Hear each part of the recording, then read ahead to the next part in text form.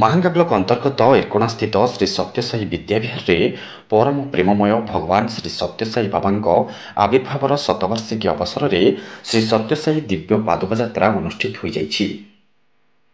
ପ୍ରାତଃ 5:30 ସମୟରେ ଓଁକାର ସୁପ୍ରଭାତମ୍ ନଗର କୀର୍ତ୍ତନମ୍ ଓ ପରେ 11 ସମୟରେ ମାହାଙ୍ଗା ସାଇ ମନ୍ଦିର ନିକଟରୁ ବାବାଙ୍କ ସମସ୍ତ ପୂଜାବିଧି ସମ୍ପୂର୍ଣ୍ଣ କରାଯାଇ ବାବାଙ୍କ ସୁସଜ୍ଜିତ ଦିବ୍ୟ ପାଦୁକା ରଥକୁ ବିଦ୍ୟାବିହାରର କର୍ମକର୍ତ୍ତାଙ୍କ ଦ୍ୱାରା ଗ୍ରହଣ କରାଯାଇଥିଲା।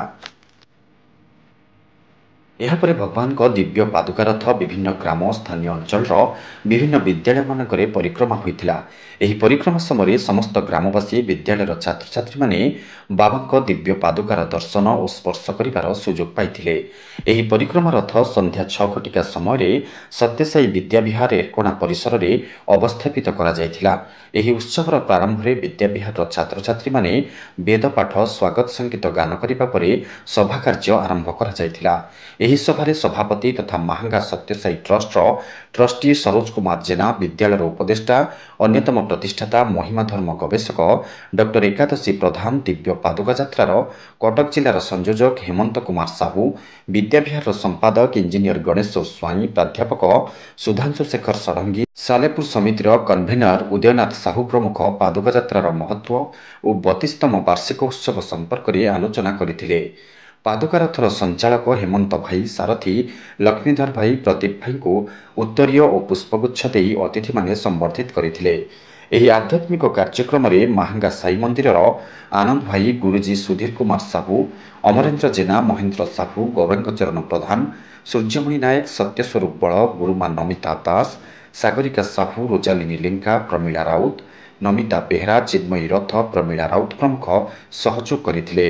ବିଦ୍ୟାଭାରତୀ ଛାତ୍ରଛାତ୍ରୀମାନଙ୍କ ଦ୍ୱାରା ଆକର୍ଷଣୀୟ ସାଂସ୍କୃତିକ କାର୍ଯ୍ୟକ୍ରମ ପରିବେଷଣ ସହ କୃତି ଛାତ୍ରଛାତ୍ରୀମାନଙ୍କୁ ଅତିଥିମାନେ ସାର୍ଟିଫିକେଟ୍ ଓ ଟ୍ରଫି ପ୍ରଦାନ କରିଥିଲେ।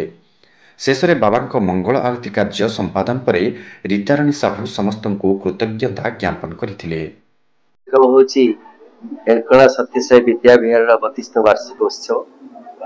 ପ୍ରତିଜ୍ଞା କରିଥିଲା ବିଦ୍ୟାବିହାର କେତେବେଳେ ପାଦୁକା ଆସିବ, ଭଗବାନ ସତ୍ୟସାଇଙ୍କର ଦିବ୍ୟ ପାଦୁକାକୁ ସମସ୍ତେ ସ୍ପର୍ଶ କଲେ।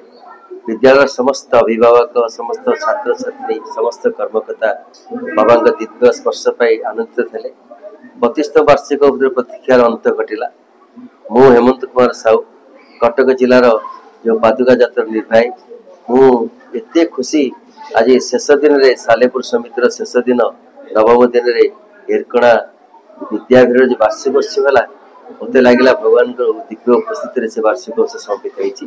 ପିଲାମାନଙ୍କର ଏତେ ସୁନ୍ଦର ସାଂସ୍କୃତିକ କାର୍ଯ୍ୟକ୍ରମ ସମିତି ଯେମିତି ଲାଗିଲା ଭଗବାନଙ୍କ ପାଦ ପଦ୍ମରେ ସମସ୍ତେ ସମର୍ପିତ ହୋଇ ସାଂସ୍କୃତିକ କାର୍ଯ୍ୟ ଗୁଡ଼ିକ ପରିବେଷଣ କଲେ। ମୁଁ ଭଗବାନ ପ୍ରାର୍ଥନା କରୁଛି ଏ ବିଦ୍ୟାଳୟର ସମସ୍ତ ପିଲାମାନଙ୍କର ଉତ୍ତରୋତ୍ତର ଉନ୍ନତି, ଏହା ହିଁ କାମନା କରି ଭଗବାନ ପ୍ରାର୍ଥନା କରୁଛି। ସାଇ ସାଇ। ଏକାଦଶୀ ପ୍ରଧାନ, ଶ୍ରୀ ସତ୍ୟସାଇ ବିଦ୍ୟାବିହାରର ପ୍ରତିଷ୍ଠାତା ସଭ୍ୟ ତଥା ବର୍ତ୍ତମାନର ଉପଦେଷ୍ଟା ଅଛି। ଆଜି ହେଉଛି 32ତମ ଆମର ସ୍କୁଲର ବାର୍ଷିକ ଉତ୍ସବ ତଥା ବିଶେଷ ଗୁରୁତ୍ୱ ହେଉଛି ଯେତେବେଳେ ବିଶ୍ୱରେ ଆମର ବାବାଙ୍କର 100ତମ ଜନ୍ମ ଦିବସ ପାଇଁ ଯେଉଁ ପାଦୁକା ଯାତ୍ରା ଚାଲିଛି ସମଗ୍ର ବିଶ୍ୱରେ, ତା ମଧ୍ୟରୁ ଆମର ରାଜ୍ୟ ଓଡ଼ିଶା ମଧ୍ୟ ବାଦ ପଡ଼ିନି ଏବଂ ଓଡ଼ିଶାର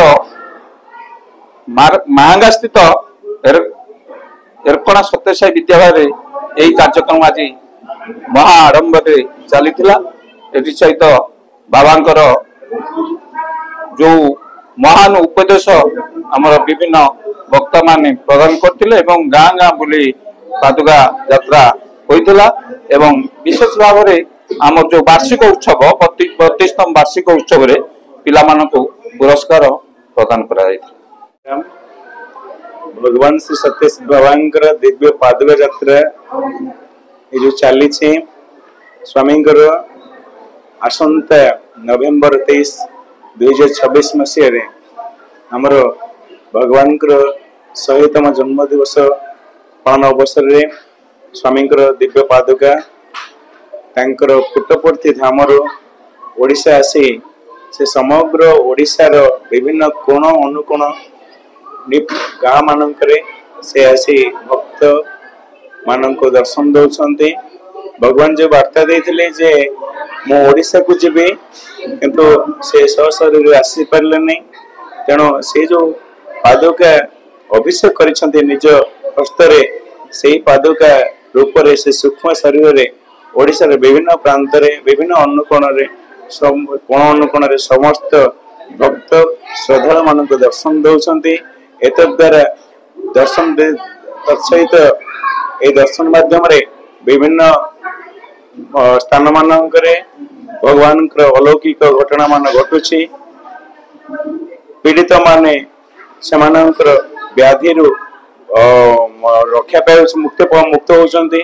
तेणु बहुत बहुत दुख लोक मानकर दूर होची।